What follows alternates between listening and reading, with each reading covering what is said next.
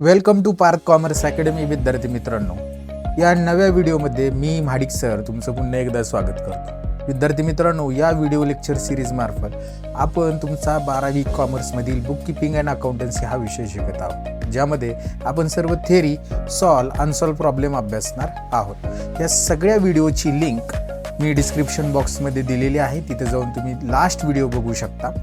विद्यार्थी मित्रांनो, तुम्ही आम्हाला फेसबुक आणि इंस्टा पेजला देखील फॉलो करू शकता. त्याचबरोबर या व्हिडिओ लेक्चरमध्ये मी जे काही शिकवतो याचं जर नोट्स तुम्हाला PDF फॉर्मॅटमध्ये आवश्यक असतील तर पार्थ कॉमर्स अकॅडमी हा एक टेलिग्राम चॅनल आहे. त्या टेलिग्राम चॅनलला तुम्ही जॉईन करून या PDF फॉर्मॅटमधील नोट्स अगदी फ्री मिळवू शकता.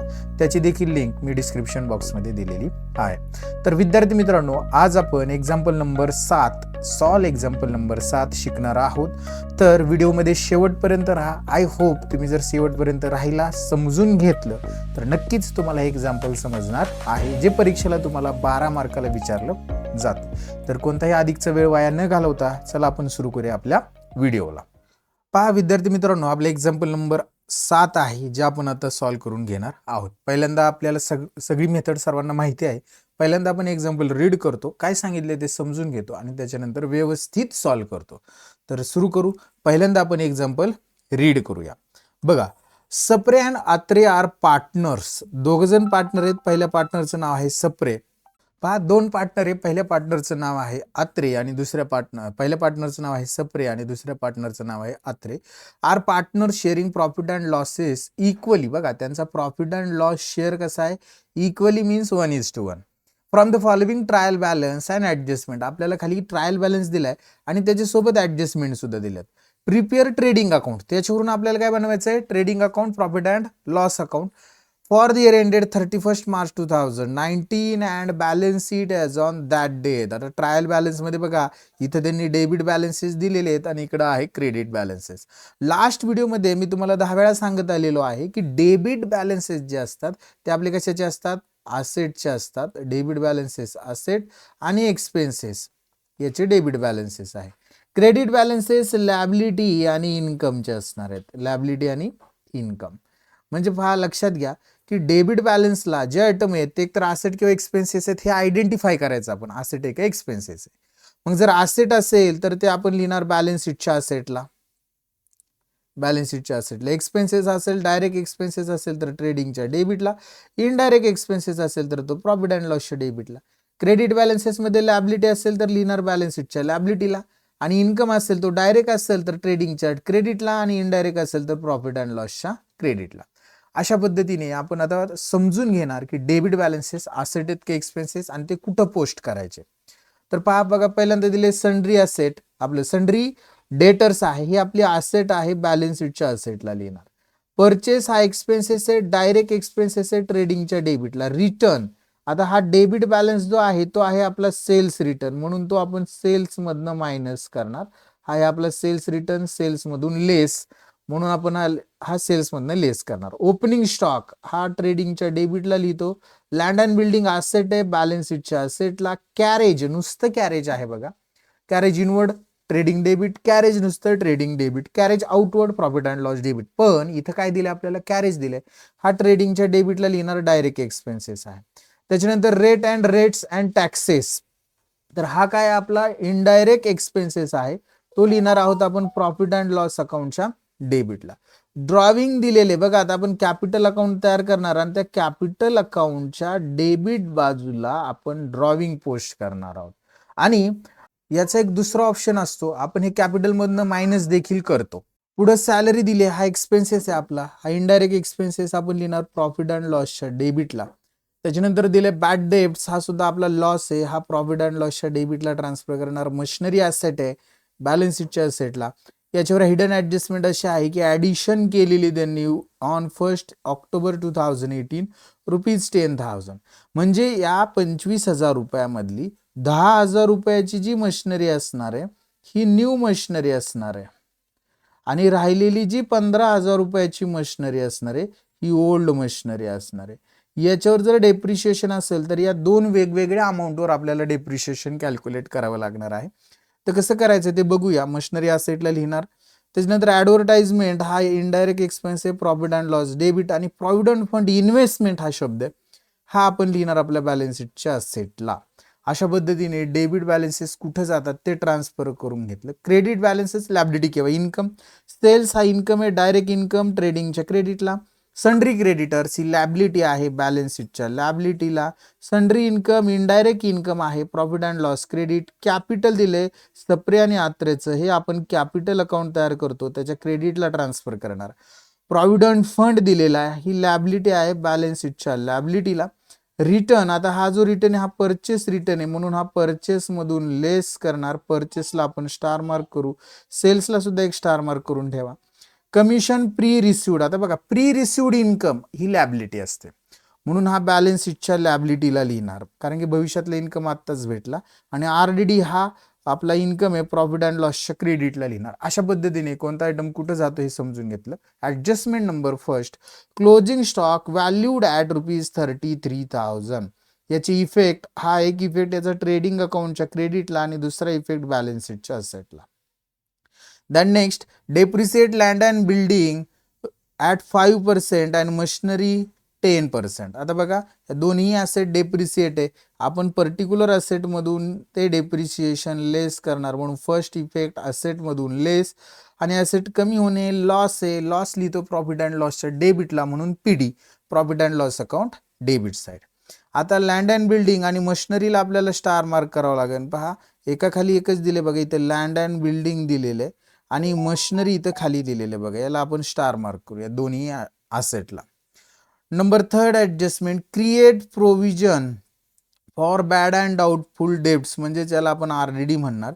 5% ऑन सन्ड्री डेटर्स 5% आहे, and write off 1000 for bad debts, म्हणजे बॅड डेब्ट्स आहेत 1000.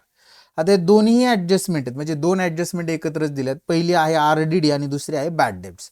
तर हे दोन्हीही डेटर्स मधून लेस करणार, दोन्हीही डेटर्स मधून लेस बॅलन्स शीटच्या असेटला आणि प्रॉफिट अँड लॉसच्या डेबिटला. पण डेटर्स मधून लेस करताना अगोदर बॅड डेब्ट्स लेस करणार आणि नंतर 5% आरडीडी कॅल्क्युलेट करणार, लेस करून आलेल्या अमाऊंटवर, म्हणजे नंतर आरडीडी लेस करणार.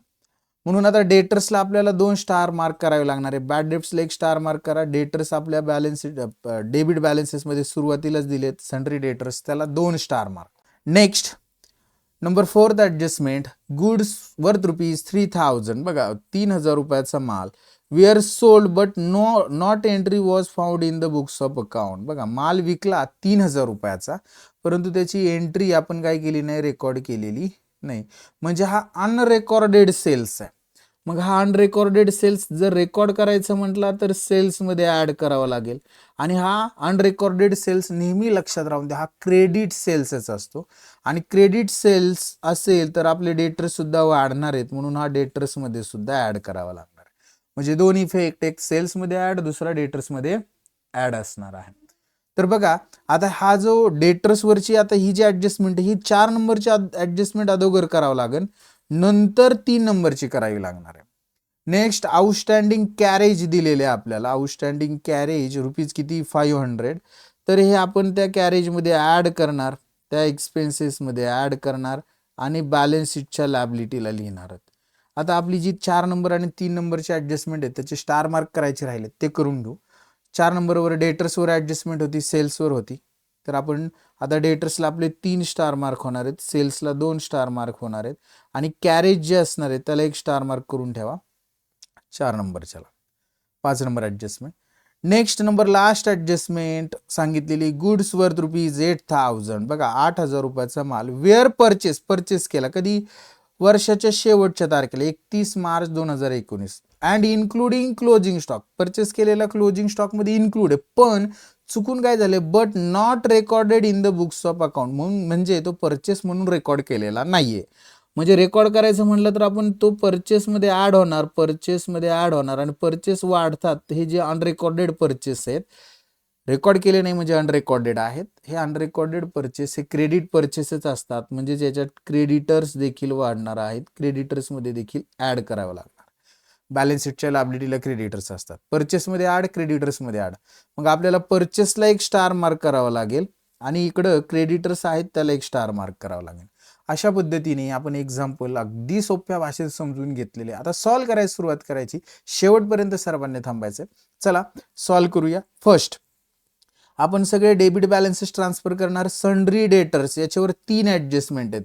लिहिणारे बॅलन्स शीटच्या असेटला, आपण जाऊया बॅलन्स शीटच्या असेटला आणि त्या ठिकाणी लिहूया सन्ड्री डेटर्स आणि त्याची जी अमाऊंट असणार आहे ती लिहिणार 40,000 40,000. इनरला लिहिलं. पहिल्या ऍडजस्टमेंटसाठी 1 ओळ जागा सोडली, दुसऱ्या ऍडजस्टमेंटसाठी 2 ओळी जागा आणि तिसऱ्या ऍडजस्टमेंटसाठी 2 ओळी. अशा टोटल 5 लाईन आपल्याला जागा सोडावी लागणार आहे. सन्ड्री डेटर्स झाल्यानंतर पुढचा जो आयटम असणार आहे तो पहा काय दिलाय त्यांनी. परचेस दिलाय. परचेसवर सुद्धा 2 ऍडजस्टमेंट आहे. परचेस ट्रेडिंगच्या डेबिटला लिहितो, पण अगोदर लिहायचा ओपनिंग स्टॉक. लक्षात राहू द्या नेहमी. म्हणून आधी लिहिणार आपण टू ओपनिंग स्टॉक. अमाऊंट आपल्याला भेटली नाही, आपण तसंच राहून देऊया. त्याच्यानंतर लिहूया त्याच्या खाली टू परचेस. अमाऊंट भेटली नाही याचा अर्थ काय, तर ओपनिंग स्टॉक पर्यंत अजून आपण पोहोचलेलो नाही, त्यामुळे तो तसंच ठेवला. ज्यावेळेस पोहोचेल त्यावेळेस तिथं अमाऊंट लिहून घेऊ. आणि परचेसची अमाऊंट बघा आपल्याला त्या ठिकाणी त्यांनी दिलेली आहे ₹65,000 इनर कॉलमला, 65,000 इनरला. ऍडजस्टमेंट याच्यावर 2 आहेत. एक अनरेकॉर्डेड परचेस आहे त्याच्यासाठी 1 लाईन जागा आणि दुसरा आहे परचेस रिटर्न त्याच्यासाठी 2 लाईन जागा. अशा टोटल 3 लाईन जागा आपण सोडणार आहोत. परचेस बघा इथं रिटर्न दिलेले. आता हा सेल्स रिटर्न आहे ₹800. आता हा सेल्स मधून मायनस करावं लागेल. सेल्स आपण लिहितो क्रेडिटला, म्हणून ट्रेडिंग अकाउंटच्या क्रेडिटला लिहायचं बाय सेल्स. त्याची अमाऊंट अजूनपर्यंत आपल्याला सापडलेली नाही किंवा आपण तिथपर्यंत पोहोचलेलो नाही, ते तसंच राहू द्या. आणि त्याच्यात लेस म्हणा, लेस सेल्स रिटर्न. आणि त्याची जी अमाऊंट आहे सेल्स रिटर्नची ती आहे ₹800. आणि आपण त्या ठिकाणी ₹800 लिहून खालच्या ओळीला परत 2 लाईन जागा सोडणार आहेत, कारण की अनरेकॉर्डेड सेल्स सुद्धा त्या ठिकाणी रेकॉर्ड करावे लागणार आहे. Next opening stock.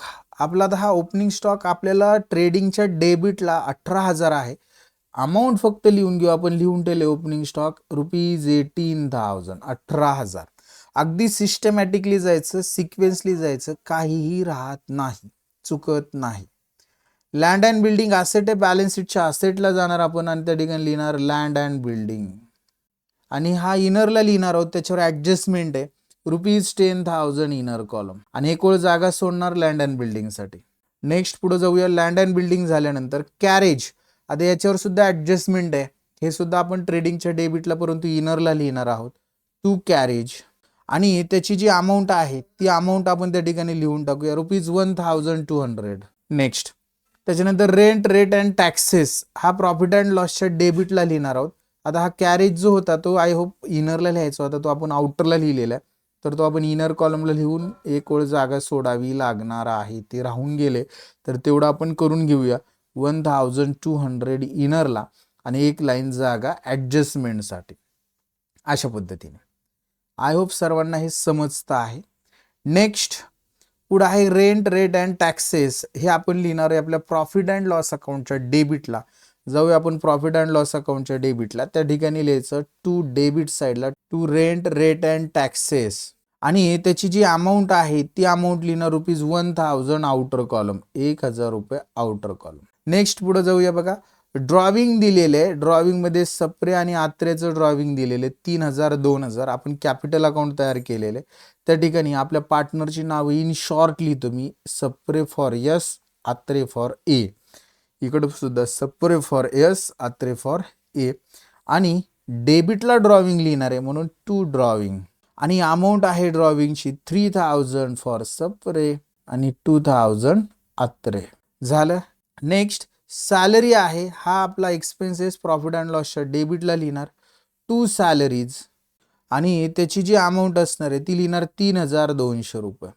सॅलरी लिहिल्यानंतर बॅड डेब्ट्स हे प्रॉफिट अँड लॉसच्या डेबिटलाच लिहिणार टू बॅड डेब्ट्स आणि त्याची जी अमाऊंट असणार आहे ती आहे ₹1,000 इनर कॉलमला लिहिणार, कारण की त्याच्यावर नवीन बॅड डेब्ट्स आपण त्याच्यामध्ये ऍड करणार आहोत. आणि हे जे बॅड डेब्ट्स लिहिले त्याला इंटू ब्रॅकेट आपण लिहूया ओल्ड, म्हणजे जुने बॅड डेब्ट्स आहेत, ते नवीन ऍडजस्टमेंटमध्ये दिले ते ऍड होतात त्याच्यामध्ये. नेक्स्ट मशिनरी आपली असेट आहे, बॅलन्स शीटच्या असेटला आपण लिहिणार मशिनरी. आणि अमाऊंट आहे मशिनरीची ₹25,000 25,000. आणि याच्यावर ॲडजस्टमेंट आहे म्हणून एक ओळ जागा सोडणार ॲडजस्टमेंटसाठी. झालं. मशिनरी झाल्यानंतर ही ॲडिशनल आहे ती ज्यावेळेस आपण डेप्रिशिएशन कॅल्क्युलेट करू तर 10,000 आणि 15,000 वेगळं करायचं आहे. ॲडव्हर्टाइजमेंट 4,000 रुपये आपण आपल्या प्रॉफिट अँड लॉसच्या डेबिटला लिहिणार टू ॲडव्हर्टाइजमेंट. अमाऊंट लिहिणार ₹4,000 outer कॉलमला. Next provident fund investment आपली ॲसेट आहे, बॅलन्स शीटच्या ॲसेटला लिहिणार आपण प्रॉव्हिडंट फंड इन्व्हेस्टमेंट. आणि त्याची जी अमाऊंट आहे ती लिहिणार आपण 18,500 रुपये आउटर कॉलमला. डेबिट बॅलन्सेस ट्रान्सफर केलेले. क्रेडिटला सेल्स आहे 85,000 आपण लिहिले, फक्त अमाऊंट इनरला लिहू 85,000 सेल्सची अमाऊंट. आणि त्यातनं हे 800 रुपये वजा झाले तर 84,200 रुपये इनरला येतील. 84,200 सेल्सचे. झालं. नेक्स्ट क्रेडिटर्स लॅबिलिटी आहे, बॅलन्स शीटच्या लॅबिलिटीला 3-4 ओळी जागा सोडायच्या आणि त्याच्यानंतर लिहायचं क्रेडिटर्स. आणि त्याची जी अमाऊंट दिलेली आहे आपल्याला ती आहे 23,000. ती आपण इनरला लिहिणार कारण की त्याच्यावर ॲडजस्टमेंट आहे आणि ॲडजस्टमेंटसाठी एक लाईन जागा सोडणार आपण. झालं. क्रेडिटर्स झाल्यानंतर नेक्स्ट आहे सन्ड्री इन्कम. हा इन्कम आहे प्रॉफिट अँड लॉसच्या क्रेडिटला एक ओळ जागा सोडून लिहायचं बाय सन्ड्री इन्कम. आणि त्याची अमाऊंट लिहिणार आपण सन्ड्री इन्कमची ₹2,000 आउटर कॉलम, 2,000 रुपये आउटर कॉलम. नेक्स्ट कॅपिटल दिलेले आपल्याला. कॅपिटलची अमाऊंट आहे सप्रे आणि आत्रेची 35,000 आपण कॅपिटल अकाउंटच्या क्रेडिट साईडला बाय बॅलन्स ब्रॉड डाऊन आणि अमाऊंट लिहिणार सप्रेची 35,000 आणि आत्रेची 35,000. नेक्स्ट कॅपिटल झाल्यानंतर प्रॉव्हिडंट फंड दिलेलं आहे आपल्याला. हे लॅबिलिटी साईडला लिहायचं आहे प्रॉव्हिडंट फंड. लिहूया आपण लॅबिलिटी साईडला प्रॉव्हिडंट फंड आणि त्याची अमाऊंट जी आहे ती आहे ₹10,000. ती तर 10,000 रुपये आपण लिहून घेऊया. आय होप इथपर्यंत क्लिअर आहे. Next return. हे परचेस रिटर्न आहे, परचेसमधून लेस करायचे. परचेस लिहिले ट्रेडिंगच्या डेबिटला, त्या ठिकाणी याचं म्हणायचं लेस परचेस रिटर्न. आणि त्याची जी अमाऊंट असणार आहे ती आहे ₹1,500. तर बघा ₹63,500 इनरला राहणारे मायनस होऊन 65 मधने 500 गेले तर 63,500 इनरला.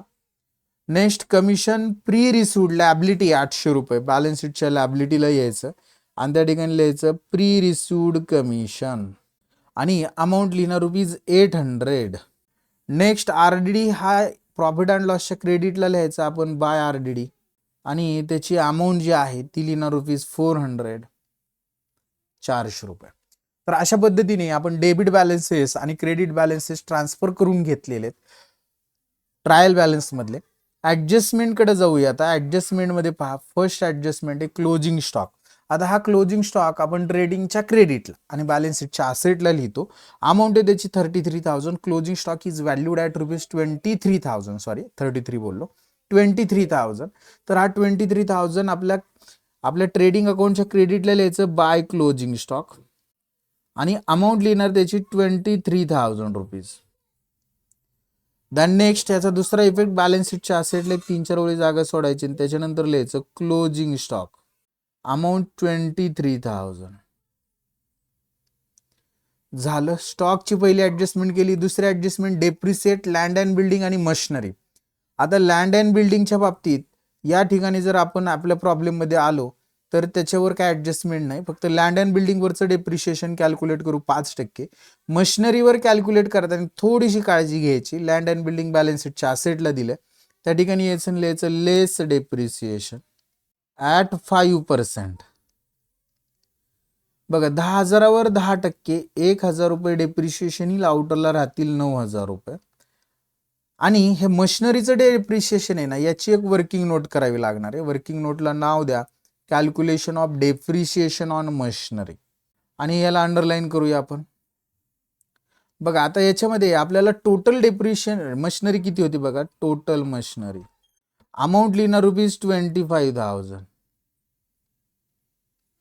अमाऊंट लिहिणार ₹25,000. आणि याच्यामध्ये आपल्याला काय करावं लागणार आहे, 2 भाग करावे लागणार त्या मशिनरीचे. एक म्हणजे न्यू मशिनरी आणि दुसरी old machinery. New machinery, old machinery. आता प्रॉब्लेममध्ये यायचं आणि इथं पहा त्यांनी काय सांगितले आपल्याला की जी मशिनरी आहे किती रुपये, 25,000 रुपये. यातली ॲडिशन म्हणजे नवीन 1 ऑक्टोबर 2018 घेतली 10,000 रुपयाची. म्हणजे न्यू मशिनरी जी आहे ती कधी घेतली त्यांनी, 1 ऑक्टोबर म्हणजे 10वा महिना 2018 घेतली. आता ऑक्टोबरला घेतली, वर्ष संपणारे आपले 31 मार्च 2019ला. ऑक्टोबरची 1 तारीख आहे म्हणजे ऑक्टोबर, नोव्हेंबर, डिसेंबर, जानेवारी, फेब्रुवारी आणि मार्च असे टोटल 6 मंथचं डेप्रिशिएशन कॅल्क्युलेट करावं लागेल. किती मंथचं, 6 मंथचं.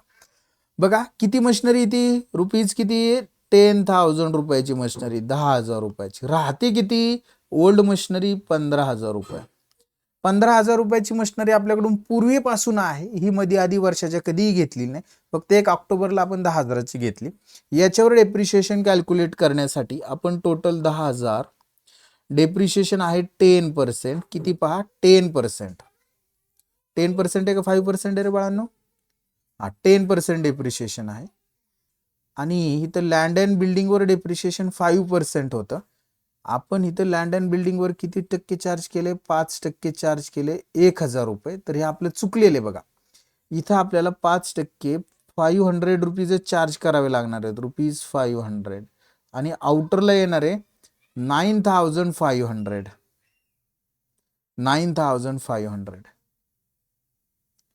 आणि आता आपण आपलं जे डेप्रिशिएशन कॅल्क्युलेट करतो इथं 10,000 वर 10% डिवायडेड 100 इंटू 6 मंथचा असणार आहे म्हणून 6/12.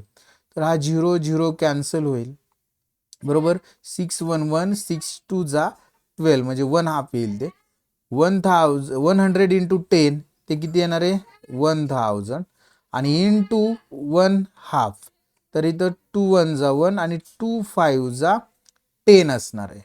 तर हे 500 इंटू 1 इज इक्वल टू 500च आपलं डेप्रिशिएशन असणार आहे. तर हे 500 डेप्रिशिएशन इथं कॅल्क्युलेट केलं आणि इथं 15,000वर किती टक्के कॅल्क्युलेट करायचे, 10%. म्हणजे 15,000 गुणुले 10% जर कॅल्क्युलेट केलं तर ते असणार आहे आपले 1,500 रुपये. असं दोन्ही मिळून total depreciation is equal to न्यूचं 500 आणि ओल्डचं 1,500 असं टोटल डेप्रिशिएशन येणार आहे आपलं 2,000 रुपीज. कशावरचं, मशिनरीवरचं.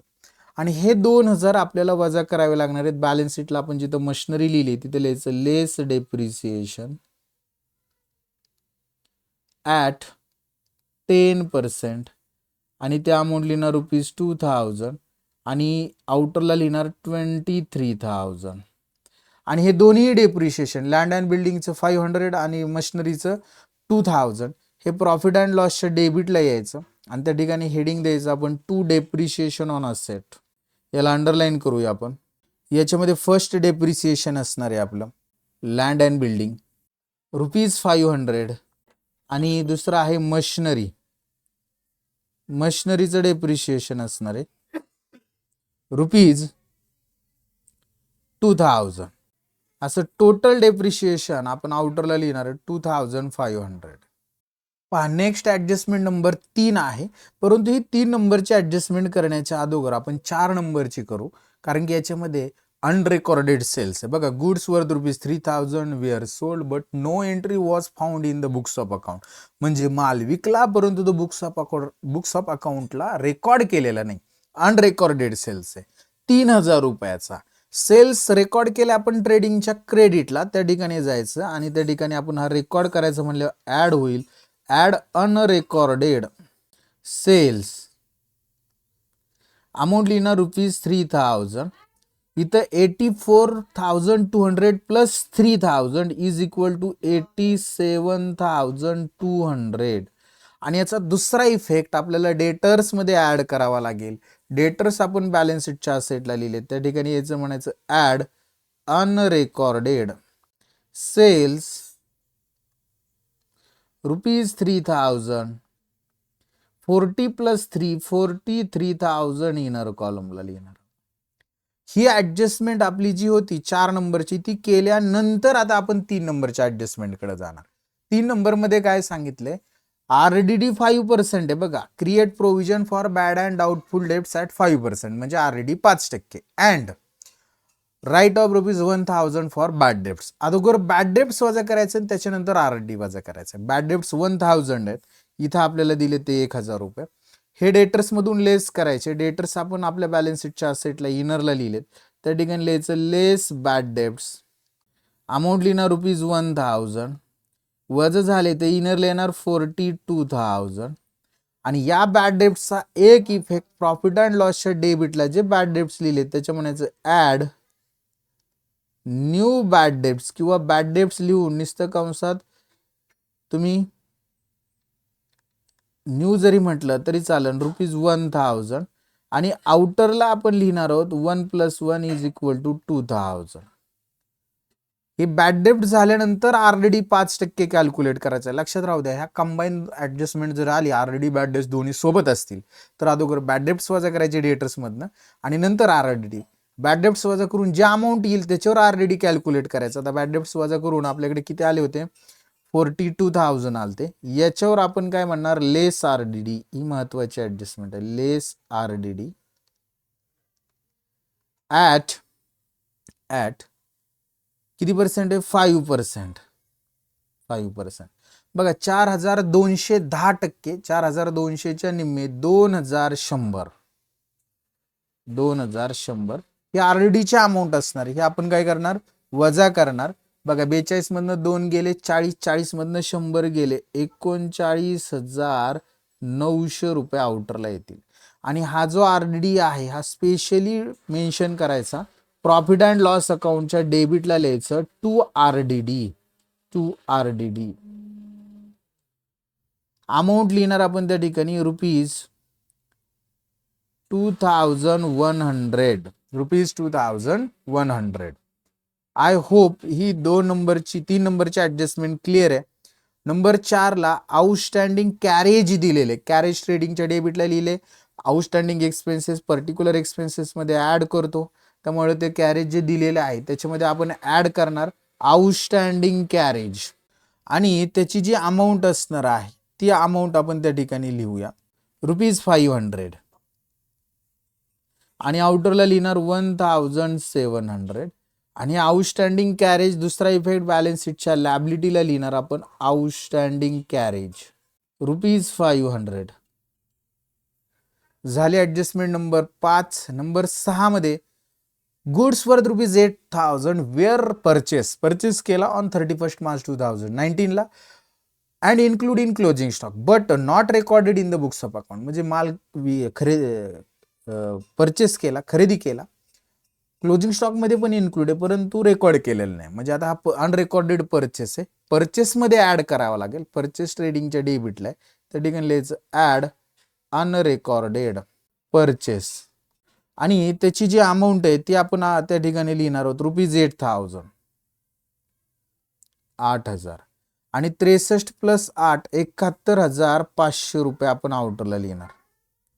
आणि याचा दुसरा इफेक्ट आपण आपले जे क्रेडिटर्स लिहिलेत बॅलन्स शीटच्या लायबिलिटीला त्या ठिकाणी पण ऍड होणार, ऍड अनरेकॉर्डेड परचेस. अमाऊंट लिहिणार ₹8,000 आणि आउटरला लिहिणार 31,000. आउटरला लिहिणार 31,000. अशा पद्धतीने आपण सगळ्या ऍडजस्टमेंट केलेल्या आहेत. आता आपण काय करूया, सॉल्व्ह करायला सुरुवात करूया. आपण पहिल्यांदा आपलं ट्रेडिंग अकाउंट क्लोज करू. ट्रेडिंग अकाउंटचा जर अंदाज घेतला तर आपल्याला लक्षात येईल 87,000, 23,000, इकडे 71, 18 आणि 1. आय होप ट्रेडिंगची क्रेडिटची टोटल जास्त आहे. जर क्रेडिटची टोटल केली तर 1,10,200 रुपये येणार आहे. तेच आपण डेबिटला लिहिणार 1,10,200. आणि त्यातून या डेबिटच्या 3 अमाऊंट जर वजा केल्या तर आपल्याला ग्रॉस प्रॉफिट राहणार आहे 19,000. याला आपण म्हणणार to gross profit carried down. आणि हा ग्रॉस प्रॉफिट आपल्या प्रॉफिट अँड लॉसच्या क्रेडिटला ट्रान्सफर करायचा. प्रॉफिट अँड लॉसच्या क्रेडिट लिहायचं आणि त्या ठिकाणी लिहायचं by gross profit brought down. आणि त्याची जी अमाऊंट आहे ती आपण अमाऊंट त्या ठिकाणी लिहून घेणार आहोत ₹19,000. 19,000. आता बघा, जर अंदाज घेतला 19 आणि 2 21,400 क्रेडिटची टोटल आहे. इकडे 4 6, 10, 12, 14, 15 पर्यंत जाईल, म्हणजे क्रेडिटची टोटल जास्त आहे. तर क्रेडिटची टोटल आपण बघा, प्रॉफिट अँड लॉसच्या क्रेडिटची 21,400 रुपये, 21,400 रुपये. तीच डेबिटला लिहिली 21,400 रुपये. आणि डेबिटच्या ज्या अमाऊंट आहेत सर्व त्या आपण यातून जर मायनस केल्या डेबिटच्या अमाऊंट, तर आपल्याकडे नेट प्रॉफिट राहणार आहे रुपीज 6,600. 6,600. 1, 2 आणि तिसऱ्या लाईनला लिहायचं टू नेट प्रॉफिट. त्याला अंडरलाईन करू आणि त्याच्यामध्ये आपला पहिला जो पार्टनर असणार आहे त्याचं नाव लिहायचं सप्रे. इक्वल वाटायचे 3,300 सप्रेला आणि आत्रेला सुद्धा 3,300. अशा पद्धतीने आपण हा जर प्रॉफिट डिस्ट्रीब्यूट केला तर तो त्यांना भेटणार आहे. आणि हा नेट प्रॉफिट आपल्या कॅपिटल अकाउंटच्या क्रेडिटला घेऊन जायचा, कॅपिटल अकाउंटच्या क्रेडिटला. आणि त्या ठिकाणी आपण बाय नेट प्रॉफिट अमाऊंट लिहिणार 3,300. डेबिट क्रेडिट सुद्धा 3,300. आणि आता हे करंट अकाउंट जर क्लोज केलं तर बघा इथे 38,300, इथे सुद्धा 38,300. आत्रे सप्रे दोघांचं पण तेच डेबिटला लिहिणार 38,300. 38,300. 38 मधून हे 2,000 जर मायनस झाले तर 36,300 राहणार आहे. आणि 38 मधून 3,000 मायनस झाले तर 35,300 राहणार आहे. आणि याला म्हणणार आपण टू बॅलन्स कॅरीड डाऊन. आणि हा जो बॅलन्स आहे हा बॅलन्स आपण ट्रान्सफर करायचा आपल्या बॅलन्स शीटच्या लॅबिलिटीला. हा कॅपिटल बॅलन्स असतो म्हणून बॅलन्स शीटच्या लॅबिलिटीला हेडिंग द्यायचं कॅपिटल अकाउंट. यांचा हा क्लोजिंग बॅलन्स आहे कॅपिटलचा म्हणून याला कॅपिटल अकाउंट असं म्हणणार आणि त्याला अंडरलाईन करणार. आणि याच्यामध्ये पहिला आपला जो पार्टनर आहे त्याचं नाव आहे सप्रे, तो लिहूया सप्रे. सप्रेचा आहे 35,300 आणि दुसरा आहे आत्रेचा 36,300. हे दोघांची टोटल जर केली आणि आउटरला जर मेन्शन केली तर ती येणार आहे 71,600. 71,600. आणि आता आपण लॅबिलिटी बॅलन्स आणि असेटचा बॅलन्स जर आपण बॅलन्स शीट टॅली करायचं म्हटलं तर या सगळ्या अमाऊंटची टोटल केली तर आपली टोटल असेट टॅली होणार आहे आणि लॅबिलिटी सुद्धा टॅली होणार आहे 1,13,900. 1,13,900 रुपयाने. इकडे सुद्धा 1,13,900 रुपये. तर अशा पद्धतीने हे एक्झाम्पल आपण समजून घेतलेलं आहे.